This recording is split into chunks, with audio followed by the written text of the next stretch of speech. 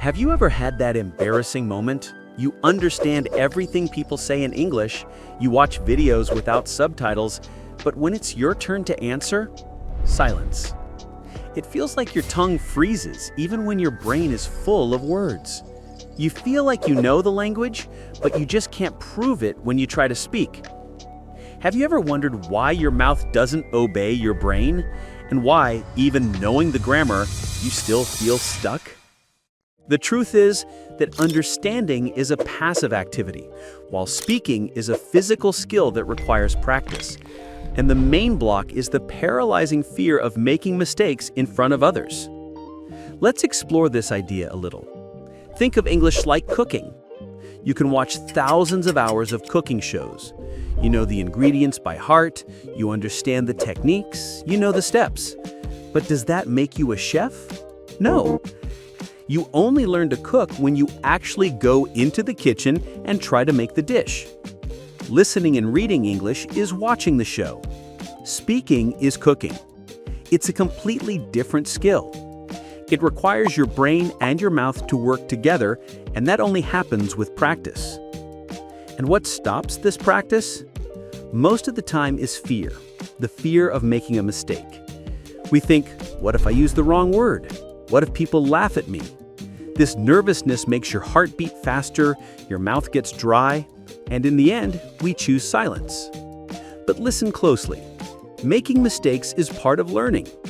Nobody starts speaking perfectly. Think about a baby learning to talk. The baby makes mistakes all the time, says funny things, but doesn't stop. The baby tries again. You need to have that same attitude. Good people will help you, not laugh at you. This brings us to the golden rule. No practice, no fluency. Fluency doesn't happen in one day. It is built with small, daily efforts. Just start. Talk to yourself in the mirror. Use easy sentences. The trick is to make your mouth and brain finally become friends and work together. Every time you try, the fear gets smaller and you become stronger. And if this explanation finally made things clear for you, click the like button so I know I helped. Now, let's get to the practical part. So, how can you practice if you are alone at home? It's easier than you think. You don't need expensive classes or to live in another country. Try this. Read an article or a short story out loud. This helps your mouth and tongue get used to the sounds of English. Another powerful technique is shadowing. Play a short audio file, pause after a sentence, and try to repeat exactly what you heard, copying the speed and tone. Look around you right now. Describe your room in English. There is a book on the table. Or take your phone and record your voice talking about any topic for 1 minute. Afterwards, listen to it. You will notice your strong points and where you can improve. The secret is consistency. Practice a little every day. Now you understand the truth.